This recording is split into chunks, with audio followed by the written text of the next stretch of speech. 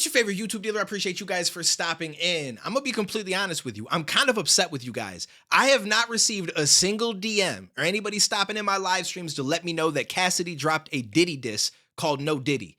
This is something you know I want to dive into. I love diss tracks. I'm mad at everybody, every single one of you. 2 weeks ago this came out. 2 weeks ago. We're that late on it. Yo, y'all goofy. Y'all playing games out here. All right, let's dive into it. Let's see what this man Cassidy was doing with this one. Yo, the classic beat too.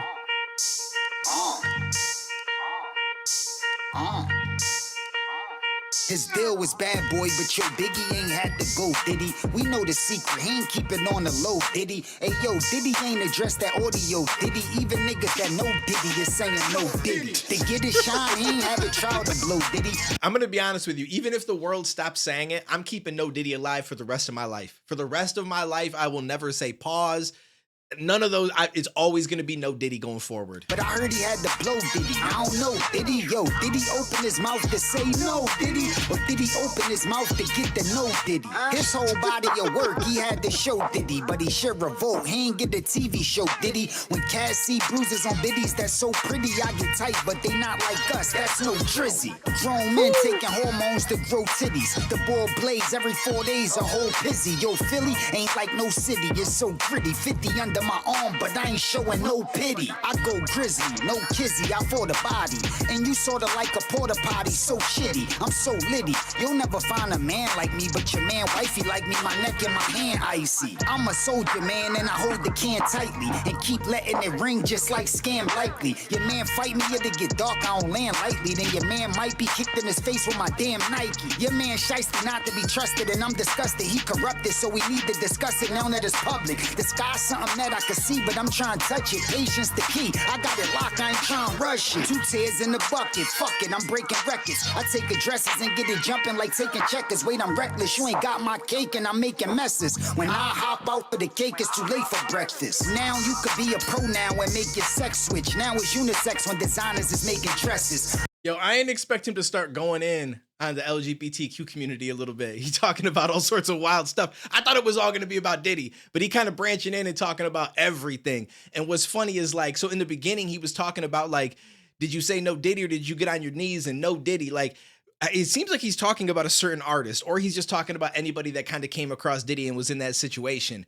And one of the funniest things that I've seen about the entire thing was when Andrew Schultz was on stage and says that you walk in the party and you see Diddy with Meek Mill on his lap, just petting him like a Maltese cat, bro. That shit, I cried laughing when I first heard that. That was one of the greatest jokes that I've ever seen. I want to say even Meek Mill retweeted that and said, yo, this shit kind of funny. I ain't even gonna play with you. Like, this shit was actually funny. I'm a man that hate bitch niggas that make me sexist. My niggas popping out like genies, you make a death wish. Life the type of bitch just anybody can mess with, but stay connected or death just all you left with. Shit, I don't sleep, I get restless, getting restless. Like I got insomnia, yup, I'm up with the rest quit. I was the best in the city before I met Swiss. If you leave me some cheese, I could write you your next hit.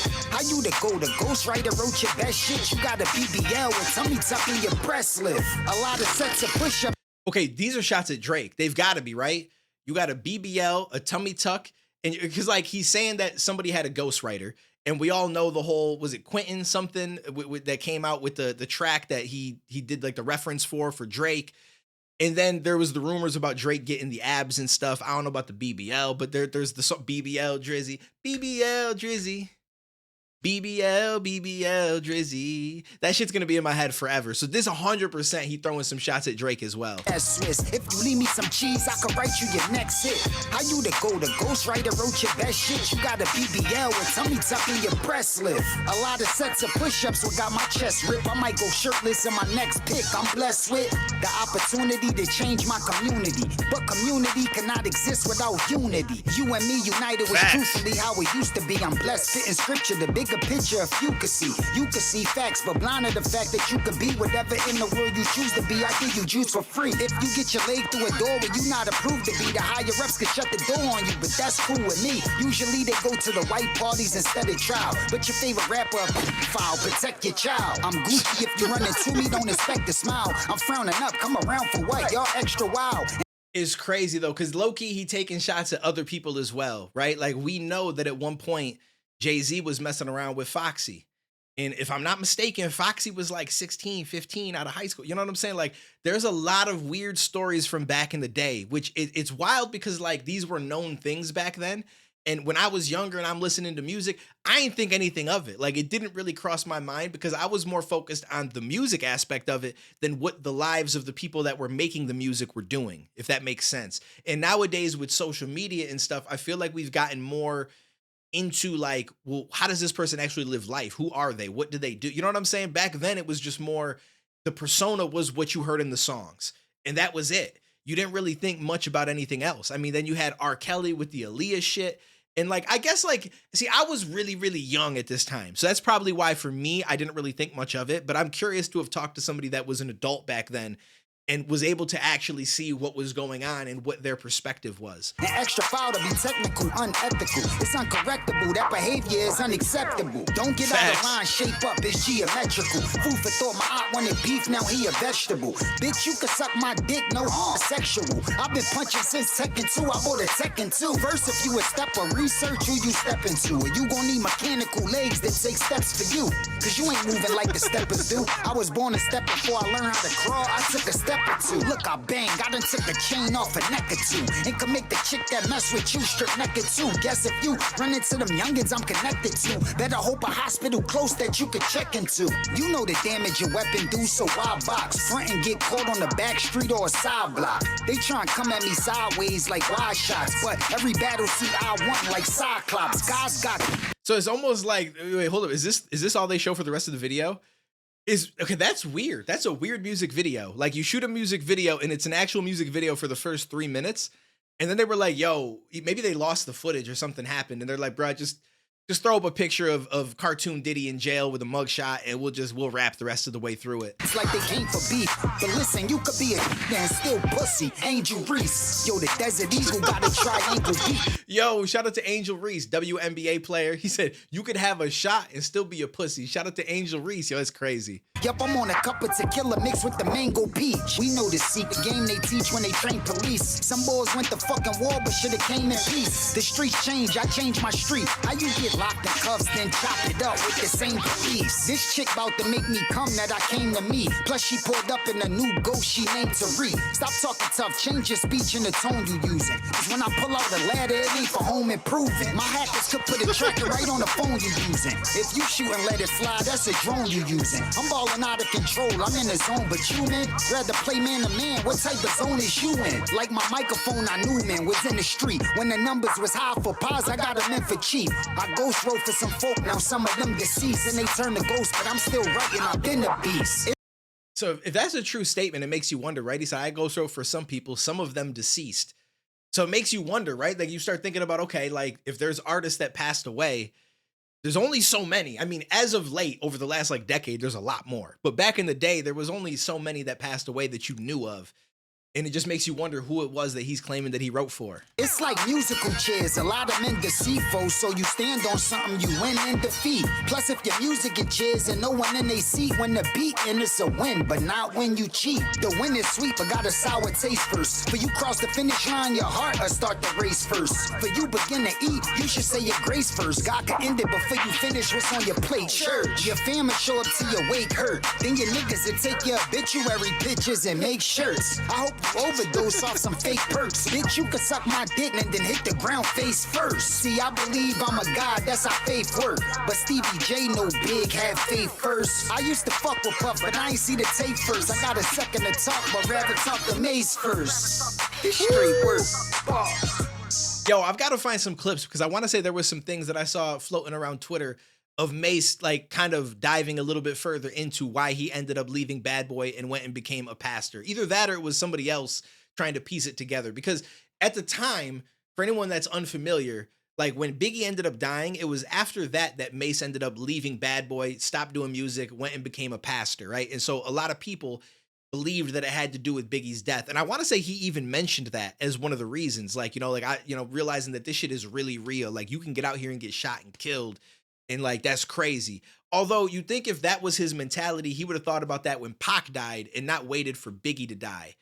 Even though Biggie, it is closer to home type of shit. So there is a chance that that is accurate.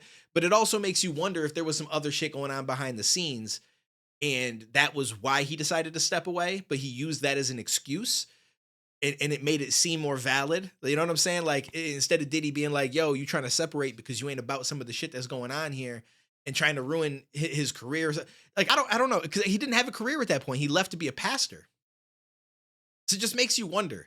That does make you wonder. I feel like Mace got some insight that we all need. We need to be talking to Mace.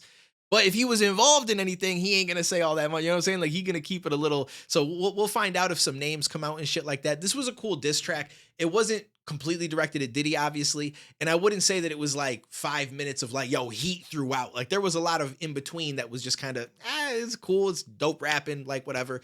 But there was moments where he said some shit that's worth talking about. To be honest with you. And you would assume that anybody that's going to go forward and make a diss track on Diddy or come out and be extremely strong, opinionated about Diddy and his situation probably never was a part of that stuff. Obviously, you could do that as a front to make it seem like you weren't, but you would guess that they're only going to do that if they weren't, because otherwise it eventually might come out or Diddy might say something and throw them under the bus, and then the whole world is like, bro, you were out here claiming all this shit and you was at the party too. So I don't know. This whole situation is really wild. It's going to be very interesting to see how this all plays out. And it makes you wonder, right? Because he apparently was recording and taping a lot of different freak offs and shit like this that was going on. And it's almost like it's kind of like blackmail content for the other artists and the celebrities and important people that would come to his parties. But did he just decide to do that the same as the guy from the island, which I'm not going to say, but EP is the beginning of his name. I think we all know who we're talking about.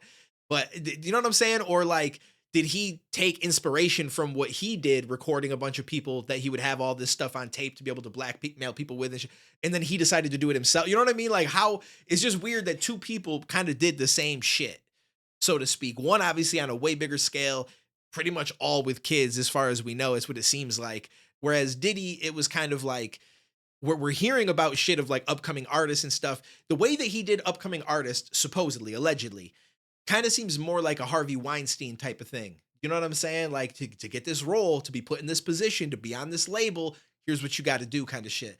But it makes you wonder what else there is. And I hope a lot of stuff comes undone with this trial. But again, as I've said in many videos, I'm not going to hold my breath because I feel like we always get it hyped up like, yo, we're going to finally find out who all the goofy people are.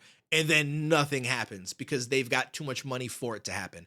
And I've also read a few things about like, when it comes to all of the cases that are coming forward and saying that this and this happened to them and so on and so forth with different celebrities as well, that they're giving the celebrities the option to kind of compensate the victims and make it so that they're like, hey, if you're happy with this amount of money, we're not going to go to court, which means that already tells you that there's going to be names that are not going to be mentioned. We're already going to have people that just paid off and are able to go about their life with no worries and continue to do this messed up shit. So I don't know. It's all really weird. The celebrity space is really odd. Let me know what you guys think. I appreciate you. I'll catch you in the next episode or next video.